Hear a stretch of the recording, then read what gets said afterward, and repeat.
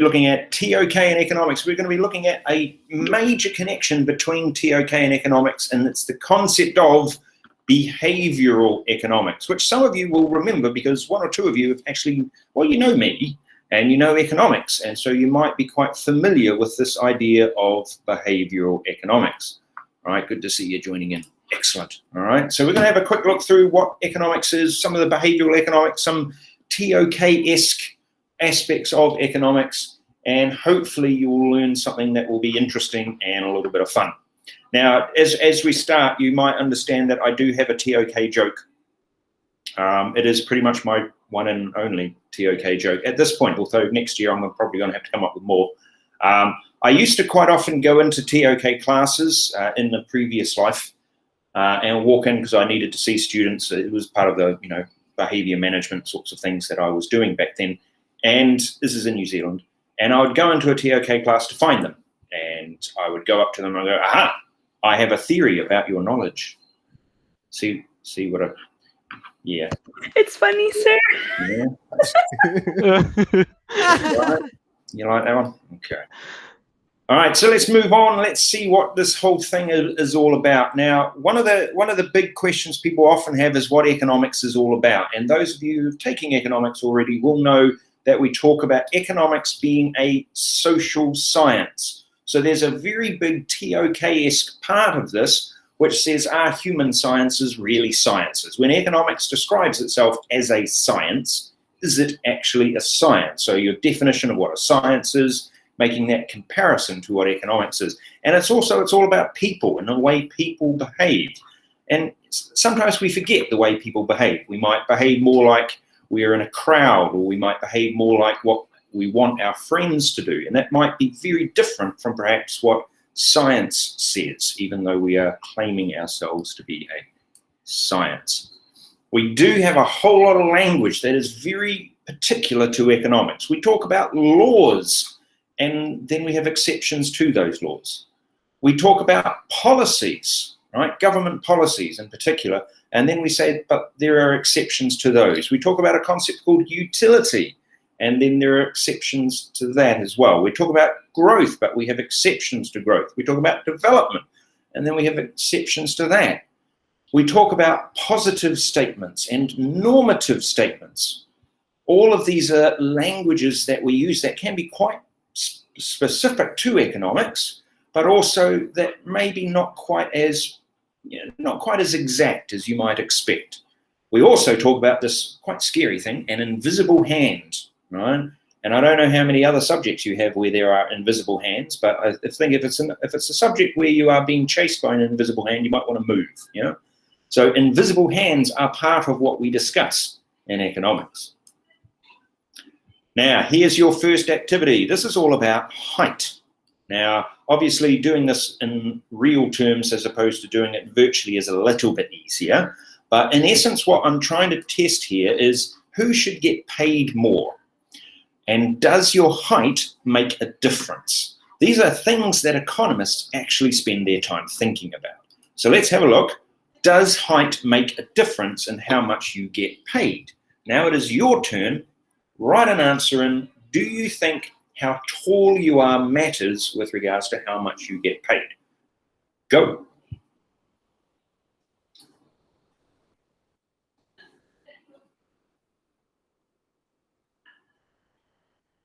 So you type an answer in. Do you think that height has got anything to do with how much you're paid?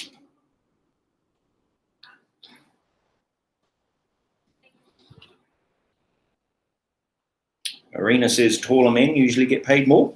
What do the rest of you think? F says yes. Afnan says yes. Good point, Afnan. All the people might get more kind of jobs, earning more. All right. What do the rest of us think? Joel says no. Oh, Joel D, sorry. Cal says no. Go on, Sharaf. You must be one of the tallest ones here. What do you think? Depends on your job. Yes, you do. You're absolutely right there, Joel. But I think you might find, people like Muggsy Bogues might disagree with you on that one. But yeah, depends on your career path. Athletes, so usually yes. Depends on the kind of job, says Peach. Come on, Youngson, what do you think? Do you think your height matters at all?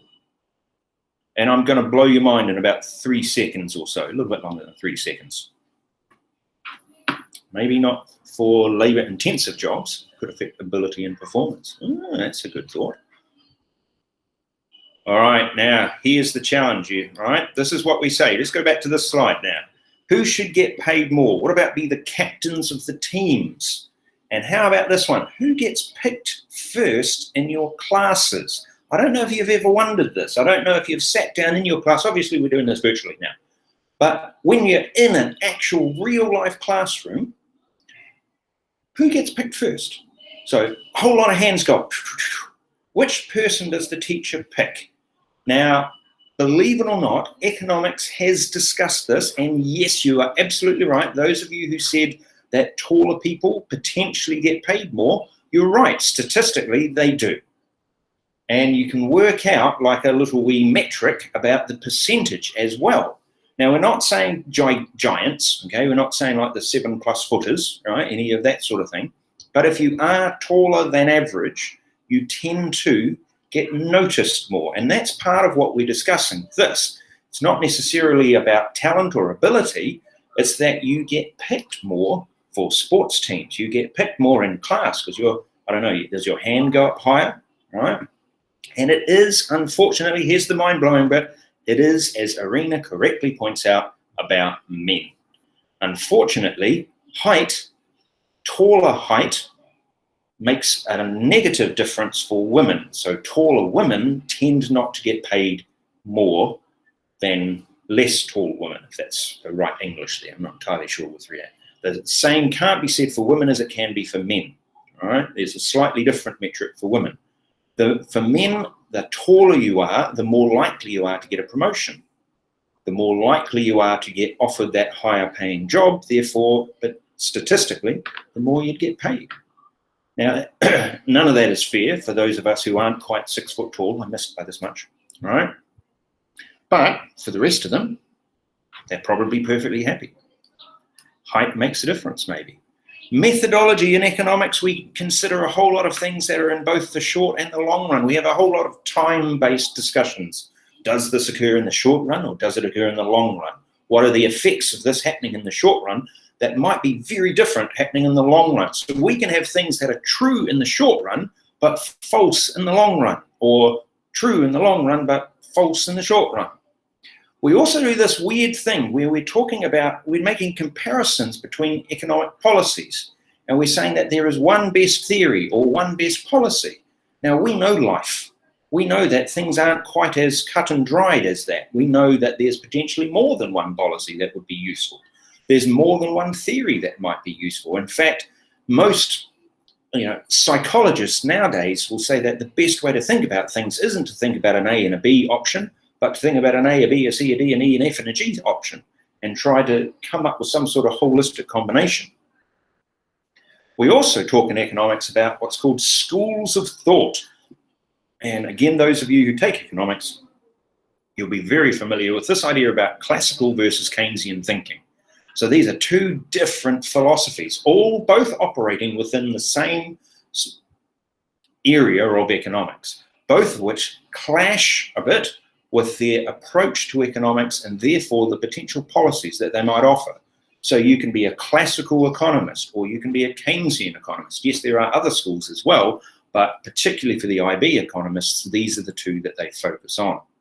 We're also a very mathematics-based subject. There's a whole lot of model building. We attempt to use these models, but we're using them to analyze human behavior. We're using mathematical formula and we're saying we can add all of these ideas up, we can average them out, and therefore come up with some number that uses these theories to predict human behavior. So we can see right away that there's a whole lot of TOK-ishness within there. And quite often the maths does come up, all right? We measure economic growth, we use percentage changes. We measure inflation, we use percentage changes. We do responsiveness of quantity demanded to quantity to changes in prices, and it's a percentage change. But what does it really mean? Are we averaging things? Are we looking at good numbers and bad numbers? Are we considering time lags? Are we thinking about how the statistics themselves are gathered or how that they are interpreted? And sometimes we do. Other times we just take the number at face value. And here we go. Here's another question for you. This is about age. Now, again, economists do this. This is about behavior. So, do older people have more wisdom? Should older people get more respect? Should they get paid more? Does being older affect your decisions, your behavior? So, let's have a look. Does being older matter? Should older people get paid more? There you go.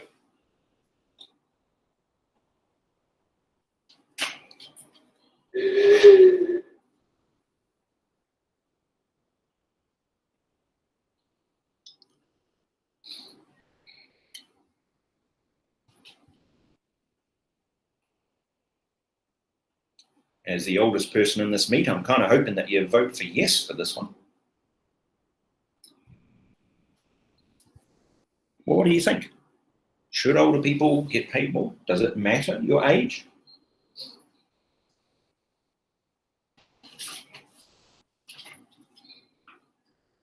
Seem to have more life experience, work experience, paid more, and as a result, overlooked because they don't have that. Was a good idea, Fatima. Well done.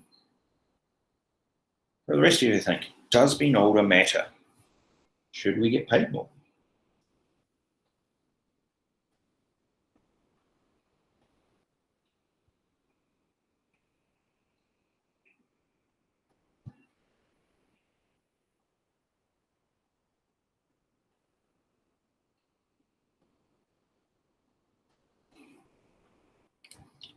Does being old does not matter and does matter in a workplace because old age affects work performance. And if it does become more expensive to have older people working, I think employers will just hire younger workers. You're absolutely right there, Alif, and that's exactly what they do. Most countries are youth dependent, and the driving force for most of the middle class. Oh, that's a good thinking.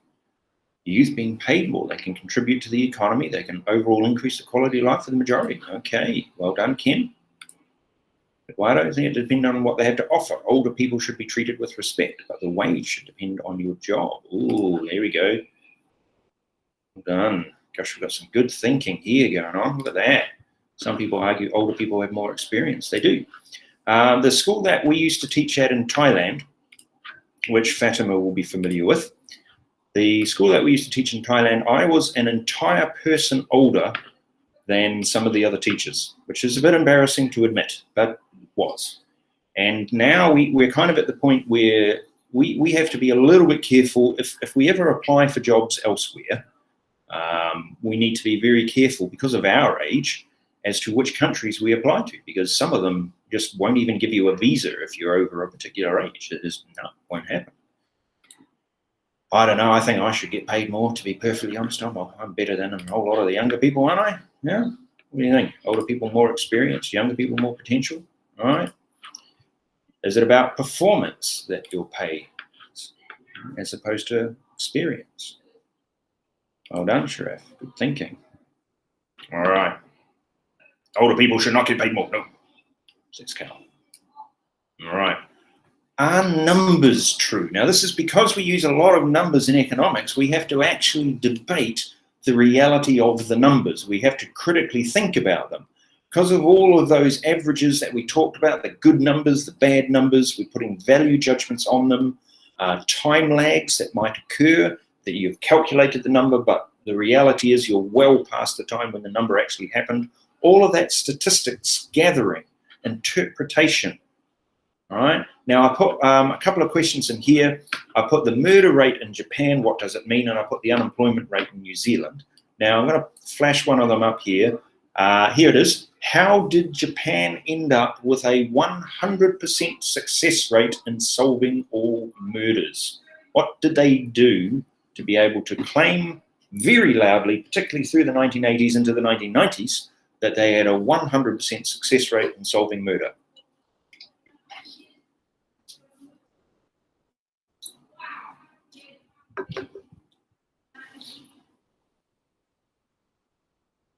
What do you think they did?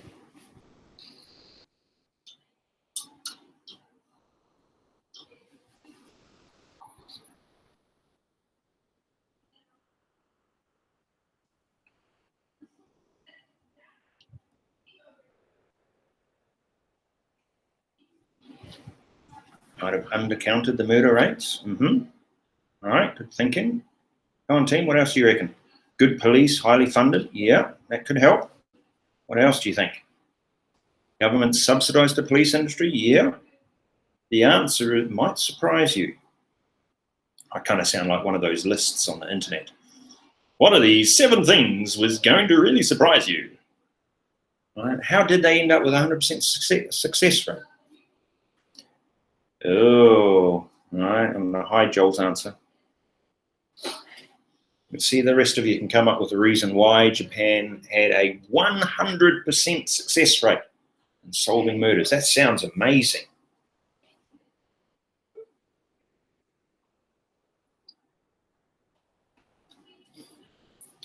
Yeah. Any other thoughts, Yunsen? Come on, have a go, Irshad, Joel, Sharaf, what do we think? 100% success rate, is it possible?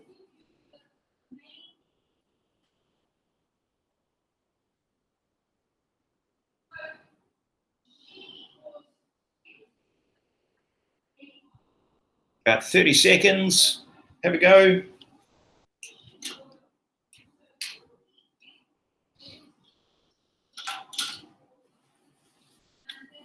Oh, prosecution rule set, yeah, that's a good idea. All right, let's go back to what Joel had to say.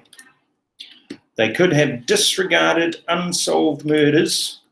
They could have not accepted cases that were virtually impossible to solve or placed the case in the jurisdiction of another crime or problem like suicide. And Joel, you are 100% right. There's 100% again. So numbers, can they be real? Can they be true? We are relying on the people who calculate them. And we're also relying on the way people interpret them. A 100% success rate sounds amazing. Okay. I remember one year in New Zealand, we had, because we do a lot of the calculation of statistics, and we had to do calculations for the different ethnic groups that had passed our exams. And one of them was Māori and Pacifica students. And one year I had a 100% success rate for Māori and Pacifica students passing economics. And woo! And boy, did the school say that was amazing, and they put it in their advert, and you know, isn't this incredible? We had a 100% pass rate for our Māori and Pacifica students. And yeah, we did, but I only had one student who was Māori or Pacifica. So yes, and that's exactly what Japan did here. They said, as Joel correctly pointed out, if they couldn't solve it, they just put it in a different column. Therefore, it's not murder, it's something else. So can we trust numbers? And in economics, we rely on those numbers. So what we are saying has changed is this.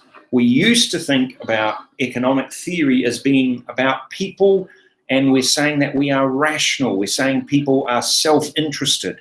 We're saying that people value, right, the greatest amount of value. You're working to maximize the value that you get. We're saying that you are going to take the optimal route to achieve your goals. But in reality, what we now discover in economics is that there are biases everywhere, from the way numbers are calculated to the way they're represented and interpreted to the way people act and behave, right? The way people think. And as a result of that, all of what we think about now has to be subject to any biases that might be involved. Irrationalities, right? Do we understand fully how someone will behave if they're not behaving rationally? We use mental shortcuts to make decisions, just as you do. We are also very context and time dependent. So we make decisions based on the time that we're in and what's actually happening.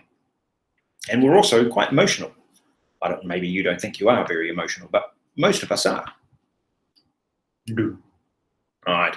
So now we say that this is what economics is. Economics is about people, it's the social science, but we say that the human now is not a rational calculating machine with all those numbers, but we're more likely to be an anxious, moralizing, herd-like, reciprocating, image-conscious, storytelling game theorist. Now, there's a whole lot of that we unpack in economics, but that's what we are now saying people are truly like, as opposed to this idea of us being more like calculators who walk around rationalizing and calculating our behaviors. So what that means is that we now need to encourage behavior. We now know that people aren't behaving rationally. So as the economics students in the room will know, or online will know, we now need to nudge your behavior. We now need to encourage you to behave the way we want you to behave. So there's a classic example. Gentlemen online will be very familiar with this particular device. And all that they did in order to encourage cleanliness was to put a little wee sticker there that said, hit the target, right, for people to, well, hit the target, okay? Some of them you might see little stickers of flies and various other things in there for you to, well, shoot at, to coin a phrase, all right? So we now use psychology in economics. We now start talking about why people eat too much. Why do they not exercise enough? Why aren't people saving for their retirement?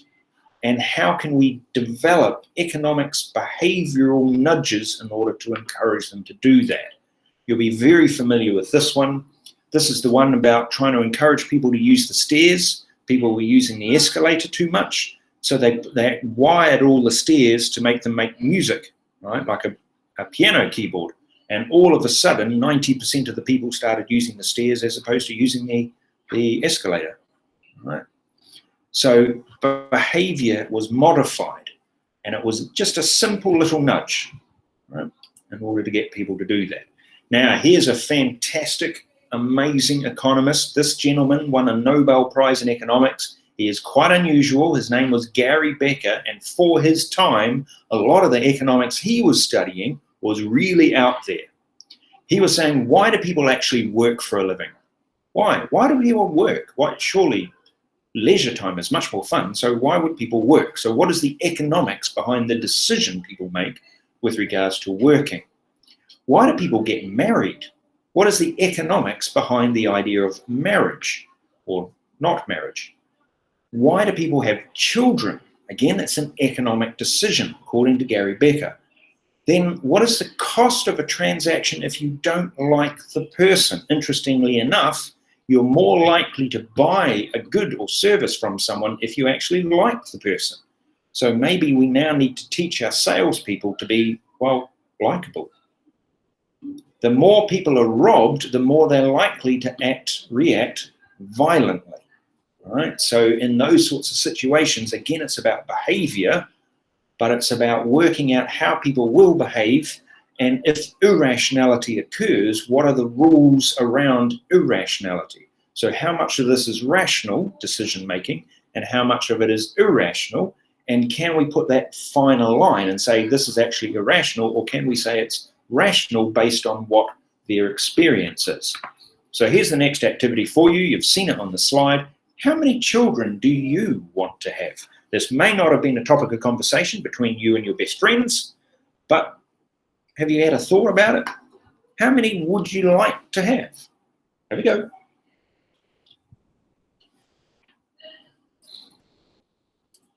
Some of the answers might surprise you from some of your peers.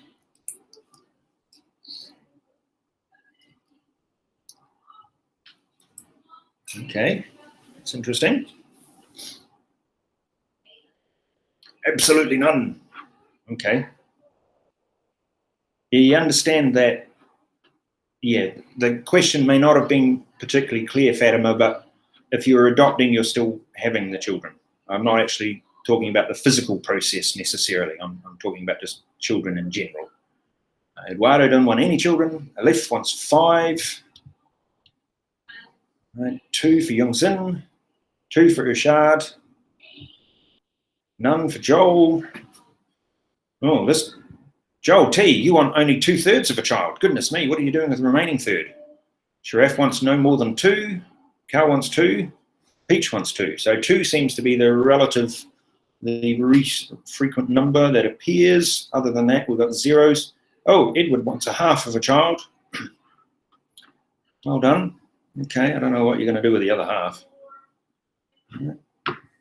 Okay, so that might surprise you. Right? What might surprise you more and won't surprise your parents at all is this one. In America, this is a couple of years ago, the cost of raising a child, and when we say raising a child, we're talking about, you know, from birth through to sort of high school, end of high school, maybe into university age, you're talking at about $250,000 US. That's one child.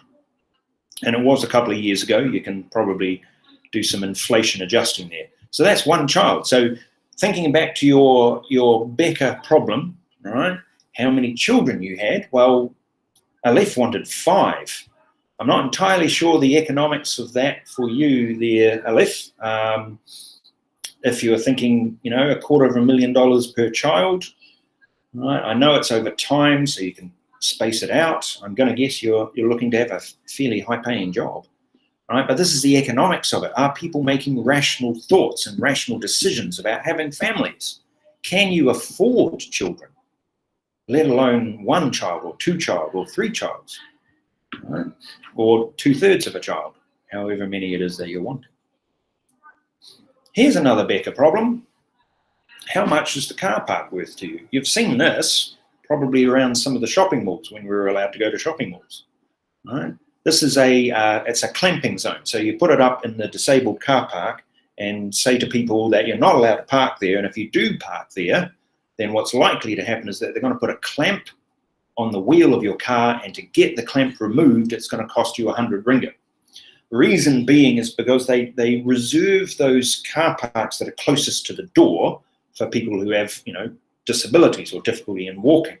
Right? And you need to have, I guess, in other parts of the world, you have special stickers in your car to say that you're allowed to park in those places. 100 ringgit though. Let's imagine it's close to Christmas. You've got to get those presents. Shopping mall, the only car parks available are the ones right by the door. They're disabled. Is it worth it to you to park there? Are you prepared to pay 100 ringgit to park in that car park? So essentially what they do here is, yes, it's a moral question as well, quite clearly, but it's also an economic one, because you've created a cost for that car park, and there will be people who are perfectly prepared, who have the income level to pay that much money in order to reserve that car park. So those are Becker problems that you can discuss based on behavior. Another famous economist is this chap. He looks a bit weird, but that's just because he's old, all right, like me. All right. All phenomenon, his name's Herbert Spencer. You don't meet many Herberts out there, probably not many Spencers either. All phenomenon can be explained in terms of a lengthy process of evolution. You might have heard evolution. I guess scientists in the room have probably heard of evolution. They might even have heard of this idea of survival of the fittest. Well, this chap, he's very keen on this idea as well. All right, very keen on it. Herbert Spencer says there should be no government control. There should be no intervention by the government. The market should reign. He also said, we cannot know if there is a God or what God's character might be. That might cause some people to get a bit upset with him. He did, however, think that there should be equal rights for women. He said that there should be universal suffrage. That means women are allowed to vote. It doesn't mean that we're wanting women to be upset. All right? He did say that that was essential for social progress. Now, this is a guy who's writing all the way back hundreds of years ago, so that's actually a pretty remarkable thing for him to say. However, tied to this idea of evolution, he's also saying that it's possible for you to be economically selected out of the economy. So what he's saying is that it's possible that you aren't fit enough to survive in the economy. You can't get a job. You can't afford, you don't have the skills, you don't, therefore what? You die? Yeah? What's the end game for that? The idea is that you shouldn't have government intervening, so nobody coming to help you or support you. You're not going to have unemployment benefits. You're not going to have sickness or injury benefits. You're not going to have superannuations because they're all government interventions. You're saying if you can't cope in the labour force, you don't have any marketable skills, you can't earn an income, then that's it. That's it for you. You're gone. Now, that's a pretty scary thought. So I thought I'd ask you, if people cannot economically cope with the modern economy, should they be selected out? Should they be evolved out? Should we let those who can't survive in a modern economy just die? What do you think? Got about 30 seconds, team.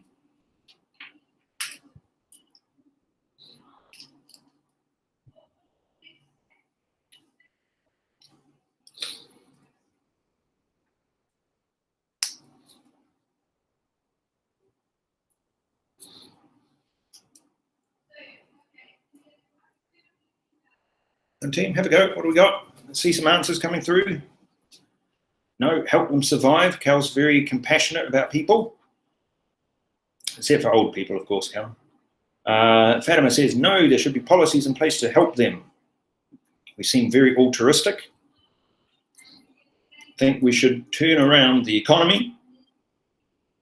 Okay. Well, put it into reverse, maybe. Other thoughts? Come on, last chance. Put some thoughts down. What do you think? Should people survive? Should we allow them to survive? Or should we just say, well, you can't cope? Tough. Companies still need unskilled labor. Okay, but what if they're sick? What if they can't actually work? Should we have incomes for them? No. Killing someone for the, I'm not saying necessarily killing them there, Joel. I'm talking about allowing them, not providing support for them, right? Okay. So suggesting basically that without that support, then yes, they will die. Yes, you're absolutely right that there is a moral ambiguity with that, that the difference between physically killing someone and allowing them to die is, yes, there's an ethics and a morality question along those sorts of lines, I'm sure. What have we got here? Joel says, oh, yes, no, okay. Not being able to economically survive could be situational, right? But they may have, ooh, good thought, Joel. Gosh, there's deep thinking there. Come on, Peach, have a go. Last chance for last chance. Yes, there is. You're absolutely right, Ken. Well done. A very strong political view. Well done, Ken. And you might not be particularly surprised then as to who was a very big fan of Herbert Spencer. This guy. All right. Tiny little man with a tiny little moustache who used to like waving at people all the time. Used to go up to his followers and go, high five, high five, high five. At least that was what I think he said, but it was all in German. It gets very confusing. All right. The followers of Herbert Spencer, believe it or not, were called Spencerites, and part of their philosophies got adopted by a certain group of people who were known as National Socialists. And yeah, to be honest, they didn't do some nice things. They were not necessarily nice people. And yes, Adolf Hitler's name is the name that ends all arguments on the internet, in case you're unfamiliar with that psychological experiment. All right. Mr. David? Yeah? So Hitler was a fan of him? Of Herbert Spencer? Yeah. Yes, indeed. He had a lot of followers, did Herbert Spencer. Sorry? I thought Herbert believed that the government should have no intervention in the economy. Yes. Yeah. Wouldn't that go against everything Hitler did? Potentially, but the main idea was that it was the inspiration of that evolution idea. The things are evolving. You have the survival of the fittest. That was more what Hitler took from Herbert Spencer's philosophies. He definitely didn't take the bit about suffrage of women. Yeah. Well, he did, but maybe the other word instead of suffrage, suffering, perhaps.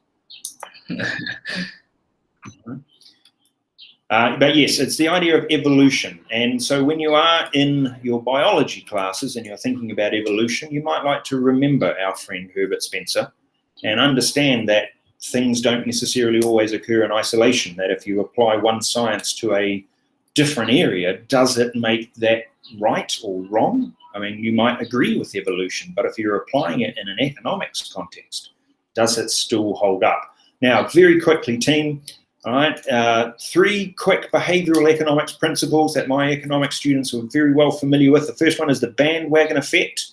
And this has got some problems for people because people tend to assume that other people have got the correct behavior, so they just follow them.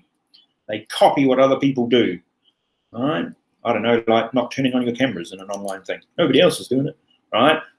Your status quo, right? The tendency of people to choose the option that they know the best rather than necessarily choosing the best option, right? Choosing an IBM PC because you know that IBM is your well-known product, or Apple, rather than actually investigating and having a look at other products that might be better. Something called the Zeigarnik, however we pronounce that, effect. The idea that you get preoccupied, all of us do, with tasks that are not complete, right? Think of the to-do list industry. There's a big industry about that. Think of all the software programs that have these progress bars on them, right? So all of those occur. So what is your status quo? How do you behave in lifts? What is your personal behavioral pattern? Are you following everybody else, right? Or are you just following what you know? Or is it this idea of a TOK essay that's apparently due at some point, or an IA or an EE, and you've got that task and you've got reminders on your phone to say, hey, you haven't done this yet, yeah? Those are all behavioral economics nudges trying to encourage you to perform or conform to a certain key behavioral state that we want. Now, last but not least, I want to show you this. This is a visual example of an economics TOK essay. It was done through a previous version of your TOK syllabus. All right, just let's put that out there. But they were interested in why it was in Thailand, this is Thailand, why it was that people who drove on motorbikes didn't wear safety helmets, okay? Now, if you've been to Thailand, you'll be well aware of the fact that quite often people in Thailand have 12 people to a motorbike, and when they crash, there can be some pretty spectacularly bad things happen, all right?